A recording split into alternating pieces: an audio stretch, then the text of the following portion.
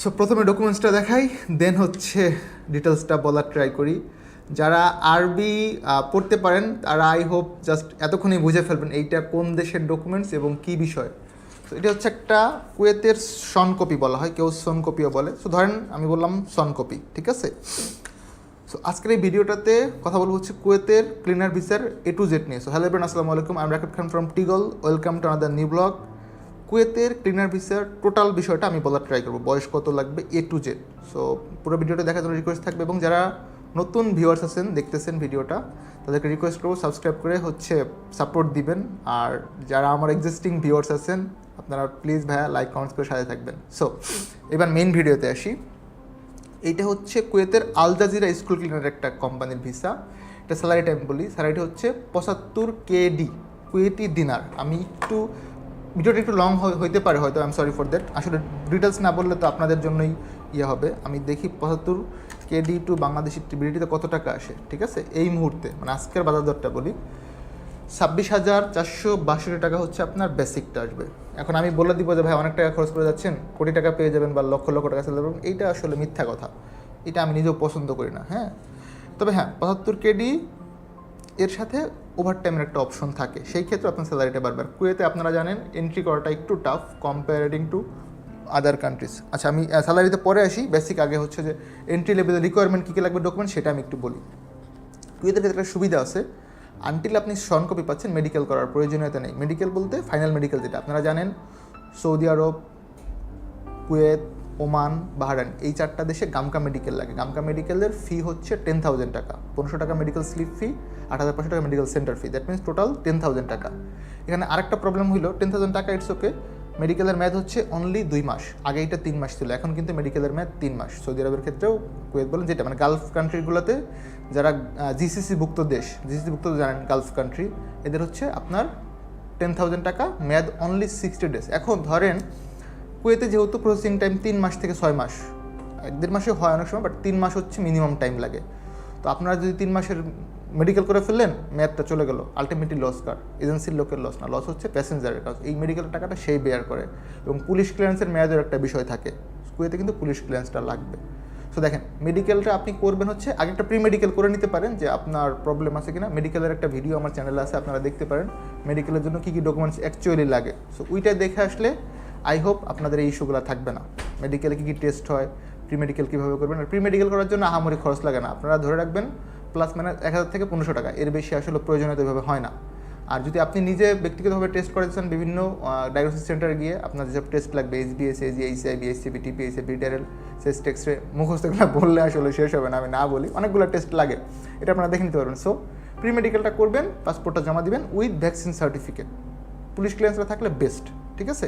এগুলো সাবমিট করবেন। আপনার যখন এরকম সন কপিটা আসবে তখন আপনি মেডিকেলটা করবেন, এই ডকুমেন্টসটা মেডিকেল সেন্টারে জমা দিয়ে মেডিকেলটা করবেন। সেই ক্ষেত্রে আপনার ভিসাটা কনফার্ম, আপনার মেডিকেলের টাকাটা অ্যাকচুয়ালি গচ্চা যাচ্ছে না। নাইলে হবে কি, আপনি মেডিকেল করলেন, আপনার সামহাও আল্লাহ না করুক, দোয়া করে এরকমটা কারোর সাথে না হোক, বাট হইতেই তো পারে, তখন আপনার ভিসা হইলো না, it will be a loss project for you. So আমি এইটা চাচ্ছি না। আমি ওই যে প্রথমেই বলছি, আমি সেফ মাইগ্রেশন নিয়ে কাজ করি, লাইক হচ্ছে নিরাপদ অভিবাসন। এখন আপনি যদি টাকাই লস করলেন, তাহলে আমার ভিডিও দেখে আপনার বিন্দুমাত্র লাভ হয়, কেন দেখবেন আমাকে, তাই না? এটা স্বাভাবিক, আপনার জায়গায় আমি হলেও দেখতাম না।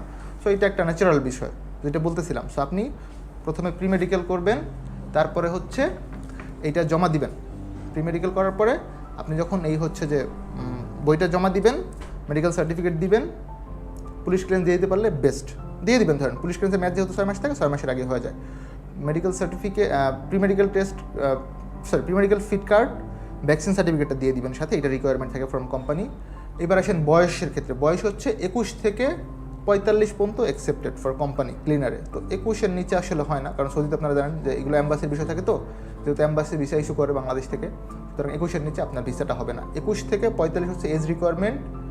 আর ডকুমেন্টস রিকোয়ারমেন্ট হচ্ছে আপনার পাসপোর্ট সাইজ ছবি, ব্যাকগ্রাউন্ড হোয়াইট দিলে বেস্ট, একটু ভালো ছবি দিলে ট্রাই করবেন, সেক্ষেত্রে কোম্পানি আপনার প্রতি ইমপ্রেস হইলো। কজ ওই যে বলে না, মানে লুকস ম্যাটার করে, মাঝে মধ্যে আসলে এটা করে। আমি কাউকে ছোটো করে বলছি না যে চেহারার বিষয়টা, অ্যাটলিস্ট ভালো একটা ফর্মাল ছবি দিলেন, শার্ট পরা, গেঞ্জি পরা ছবি না দেওয়াটাই ভালো ভিসার ক্ষেত্রে, এটা আসলে অ্যাভয়েড করবেন। সো ফর্মাল শার্ট পরা ছবি, pre medical fit card, vaccine certificate, police clearance, passport, এই কয়েকটা জিনিস জমা দিবেন।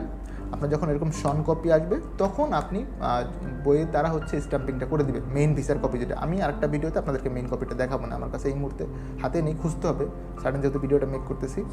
সো এই ডকুমেন্টসগুলো দেওয়ার পর আপনার ভিসা স্ট্যাম্পিং হওয়ার পরে আপনি যেটা করবেন তখন আপনার বই ম্যান পাওয়ার হবে। ম্যান পাওয়ার হলে আপনি যে এজেন্সি থেকে ভিসা প্রসেস করতেছেন তারা আপনার টিকিটটা হচ্ছে ইস্যু করে দিবে, ফ্লাইট চলে যাবে। কুয়েতের ক্ষেত্রে একটু টাইম বেশি লাগে, নট লাইক কাতার দুবাইয়ের থেকে একটু কম্পারেটিভলি বেশি। আপনারা ধরে নেবেন 3 মাস থেকে 4 মাস হচ্ছে মোটামুটি সব মিলে, ইভেন কোনো কোনো ক্ষেত্রে সব মিলে 5 মাস 6 মাসে লেগে যেতে পারে। সো এই টাইমটা আপনি প্রিপারেশনে রেখেই প্রসেসিংটা করবেন, এর আগে ট্রাই করবেন না করার, সেক্ষেত্রে আপনার জন্য একটু হ্যাসেল হবে। কারণ আপনি ভেবে নিলেন যে 2 মাস হয়ে যাবে, আপনি কাজ বন্ধ করে দিলেন, হচ্ছে টাকা পয়সা লোন করলেন, পরে হলো না, তখন আলটিমেটলি আমার লস না, এজেন্সির লস না, আপনার লোনটা আপনারই সাফার করতে হবে। এইটা না করি একটু টাইম নেবেন। স্যালারিটা একবার বলে দিচ্ছি, 75 কেডি হচ্ছে বেসিক স্যালারি, ওভারটাইম সহ এটা একটু বাড়ে প্লাস মাইনাস, হয়তো আমি যতটুকু জানি যাওয়ার পরে 100 কেডির মতো আর্ন করা পসিবল। 100 কেডি হলে মোটামুটি ভালো একটা অ্যামাউন্ট আসে, বাট বেসিক স্যালারি 75 কেডি, যেটা অফিসিয়াল। আপনি যে কন্ট্রাক্ট সাইন করবেন এখানে হচ্ছে 75 কেডি। কাজ হবে ক্লিনার, আমি যেহেতু ক্লিনারের বিষয়টা বলতেছি, ইনডোর ক্লিনার এখানে উল্লেখ করা আছে, নট হচ্ছে আউটডোর। আল জাজিরাতে ইনডোর ক্লিনারে পড়বেন, আর খরচটা কাতারের থেকে একটু বেশি, একটু না মোটামুটি ভালোই বেশি। কুয়েতের ক্ষেত্রে কস্টটা, কুয়েত একটু এক্সপেন্সিভ কান্ট্রি, বাট কুয়েতে যেতে পারলে আপনার ফিউচারটা মোটামুটি ভালো। এই হচ্ছে টোটাল বিষয়, মানে ভালো কোম্পানিতে গেলে, এখন খারাপ তো সব দেশেও আছে, সৌদিতেও আছে, কাতারেও আছে, ভালো কোম্পানিগুলোতে নর্মালি এরকম হয় না। তো এই হচ্ছে ক্লিনার ভিসার টোটাল বিষয়। সামারি বলে দিচ্ছি, বয়স 21 থেকে 45, ডকুমেন্টেশন কী কী লাগবে সেটাও বলে দিলাম, অলরেডি ডান। আর খরচ কত লাগবে এটা আপনার যার যেখানে পরিচিত এজেন্সি আছে, ভ্যালিড লাইসেন্স হোল্ডার, এদের সাথে কন্ট্যাক্ট করে আপনি আপনাদের করে ভিসা ইস্যু করতে পারেন। বাট মেক শিওর করবেন আপনি যখন কন্ট্রাক্ট ফর্মে সাইন করতেছেন কোম্পানির নামটা ডিলসটা পড়ে তারপরে করবেন। তো ভালো থাকবেন সকলে, আসসালামু আলাইকুম।